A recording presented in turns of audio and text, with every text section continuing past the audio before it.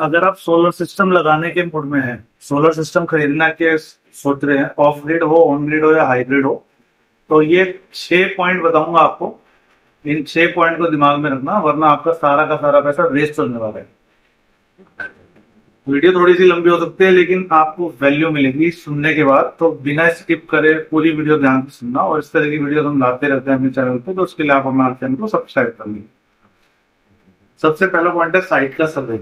जब भी आप सोलर पैनल लगाते हो तो आपके घर पे एक बंदा आता है। कुछ लोग तो आते भी नहीं हो, कहते हैं सर जैसी टीम आएगी हमारी बात सारा का सारा काम को एक साथ कर देगी। साइट का सर्वे होना बहुत जरूरी है। अगर उन्होंने आपका साइट का सर्वे ना करा, उसकी नपाई तुलाई ना करी, कितने बाई कितने की आपकी छत है, बाई कितने की आपकी डायमेंशन है, कितने वॉट के सोलर पैनल लगेंगे, उसकी सीरीज कैसे बनेगी, तो हो सकता है कि आपकी छत पे वो सोलर पैनल पूरा लग ही ना पाए, आपकी छत कम या ज्यादा हो, आपकी रिक्वायरमेंट ना पता लगे। और तरीका क्या है, पहले साइट का सर्वे हो। सर्वे होने के बाद जो सर्वेयर है वो वहाँ की नपाई तुलाई करे, इंची टेप से प्रॉपर नापे कितने बाई कितने की छत है, कितने बाई कितने का एरिया खाली है जहाँ पे आपका पैनल लगेगा। और उसके बाद वो एक 3D नक्शा बना के कंज्यूमर को दे कि तब किस तरीके से साइट पे आपके सोलर पैनल इंस्टॉल होंगे, एग्जैक्ट कैलकुलेशन के साथ। दूसरा, सोलर पैनल का स्ट्रक्चर। जो सोलर पैनल का स्ट्रक्चर है, नॉर्मली लोग क्या करते हैं, नॉर्मल स्ट्रक्चर लगा देते हैं। वो यूआई जिंक से डिप होना चाहिए स्ट्रक्चर की। जो नीचे की गेट पैनल है वो यूआई जिंक से डिप होके बनना चाहिए। उसकी लाइफ हो जाती है 25 साल की। एक कोटिंग हो जाती है स्ट्रक्चर के ऊपर जिससे उस पर जर नहीं लगता और उसकी लाइफ बढ़ जाती है अल्टीमेटली। जो नॉर्मल स्ट्रक्चर होता है उसकी लाइफ 3 से 4 साल होती है। उसके बाद आप देखोगे उसमें जंग लगा हुआ हो जाता है नीचे की साइड में, उसके कोनों में जहाँ पे वही होता है वहां पे जंग लग जाता है, जिससे वो वीक हो जाता है। इनफैक्ट अगर कोई तूफान आंधी तूफान आ जाता है तो वो टूट भी जाता है। अगर जिंक टिप वाला स्ट्रक्चर आप लगाओगे तो वो टूटेगा नहीं, उसकी लाइफ 25 साल होगी, उसकी 10 साल की गारंटी कंपनी से भी मिलती है। और आप वायरिंग के लिए पाइप लगाते हो, तीसरा पॉइंट है, जब आप वायरिंग के लिए पॉइंट पाइप लगाते हो तो कुछ लोग नॉर्मल पाइप लगा देते हैं, जो आपकी घर की टंकियों वाले बारीक वाले पाइप होते हैं वो। जबकि इसमें फ्लेक्सिबल पाइप लगता है जिसकी लाइफ उससे लगभग 4 से 5 गुना ज्यादा होती है, और उसमें सारी की सारी वायरें आराम से आ भी जाती है, मॉइस्चर नहीं आता क्योंकि उसके अंदर एयर स्पेस भी होता है काफी। फ्लेक्सिबल पाइप लगना जरूरी है।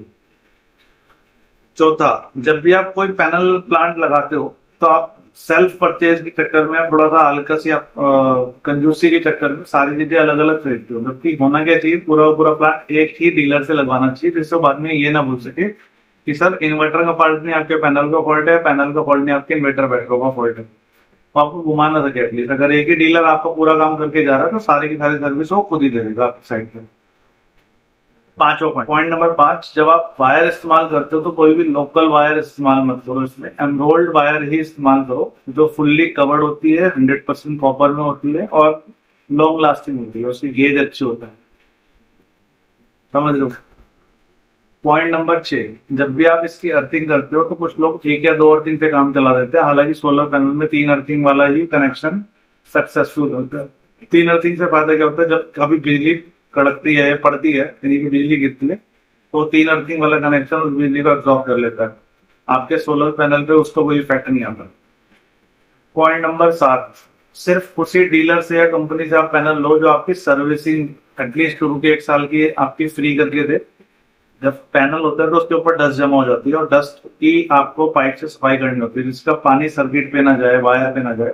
तो ऐसा कोई डीलर जो एटलीस्ट 1 साल तक आपको सर्विसिंग फ्री दे, खुद से सेल्फ सर्विस है, वहां पे आके उसकी पैनल की क्लीनिंग वगैरह करवा दे, उसी से आप डील करो। पॉइंट नंबर 8, अगर आप पैनल ले रहे हो तो पॉली पैनल कभी भी मत लो, उसकी इफिशियंसी 50% से भी कम होती है। अगर आप 10 किलोवाट का पैनल प्लांट लगा रहे हो तो 5 किलोवाट की बिजली आपकी बनेगी, तो फायदा कुछ नहीं, आपने जगह भी पूरी दी, पैसा भी पूरा लगाया, मेहनत भी पूरी करी। मोनो पैनल में भी सबसे लेटेस्ट टेक्नोलॉजी मोनल पर बाइफेशियल हाफ कट टेक्नोलॉजी को यूज करो, जिससे आपकी इफिशियंसी ज्यादा से ज्यादा रहे और आधे पैनल पे धूप छाया भी आ जाए, तब भी आपका पैनल पूरा काम करता रहे। पॉइंट नंबर 9 की आपको रिक्वायरमेंट नहीं है, लेकिन फिर भी आपकी नॉलेज के पर्पज से बता रहा हूँ कि टैक्स एग्जम्पशन है आपकी गवर्नमेंट पे। अमेरिका में तो 26% से लेकर 30% तक की सब्सिडी है फर्स्ट ईयर में, इनिशियल ईयर में, लेकिन इंडिया में गवर्नमेंट इसको बढ़ चढ़ के सपोर्ट कर रही है सोलर पैनल से हुई भी जितनी भी इनकम है सेल करने पे या एनर्जी कंजप्शन पे या एनर्जी बनाने के बाद मैन्युफैक्चरिंग के बाद जो भी कंजप्शन कस्टमर कंज्यूमर कर रहा है, जिसके घर में पैनल लग रहा है, वो 80% तक का डेप्रिसिएशन इनिशियल ईयर में, फर्स्ट ईयर में अपना क्लेम कर सकता है, टैक्स की छूट ले सकता है। दोबारा बता देता हूँ, अगर आपने 10 किलोवाट का पैनल लगाया लेट्स से 3 लाख रुपए का, 3 लाख का 80%, 8 से 24, 2,40,000 रुपए का डेप्रिसिएशन आप क्लेम कर सकते हो फर्स्ट ईयर में, और उसमें आप अपना इनकम टैक्स को बचा सकते हो। जीएसटी की बात करूँ तो बाकी चीजों की कंपैरेटिवली सोलर पैनल में बहुत कम टैक्स है। और अगर मैं मैन्युफैक्चरिंग कंसर्न या डीलर्स की बात करूँ तो उनको सारी की सारी इनकम टैक्स फ्री है, एग्जेम्प्ट है, एटलीस्ट शुरू के कुछ सालों तक, 10 सालों तक आपकी सारी की सारी मैन्युफैक्चरिंग से इनकम, सोलर एनर्जी कंजप्शन या ग्रीन एनर्जी इसको बोलते हैं, सोलर कंजप्शन की इनकम वो टैक्स फ्री है, एग्जेम्प्ट है।